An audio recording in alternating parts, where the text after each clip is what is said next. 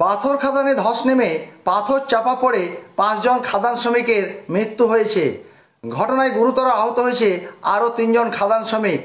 তাদের উদ্ধার করে চিকিৎসার জন্য রামপুরহাট গভর্নমেন্ট মেডিকেল কলেজ ও হাসপাতালে পাঠানো হয়েছে। খবর পেয়ে ঘটনাস্থলে পৌঁছেছে নলহাটি থানার পুলিশ। আজ দুপুরে ঘটনাটি ঘটেছে বীরভূমের নলহাটি থানার বাহাদুরপুর পাথর খাদানে।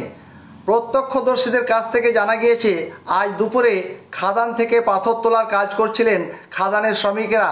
সেই সময় হঠাৎই পাথর খাদানের একাংশে ধস নামে।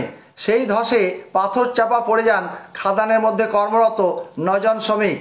ধস নামার খবর পেয়ে এলাকার অন্যান্য পাথর খাদানের শ্রমিকেরা ঘটনাস্থলে পৌঁছে উদ্ধার কাজ শুরু করেন।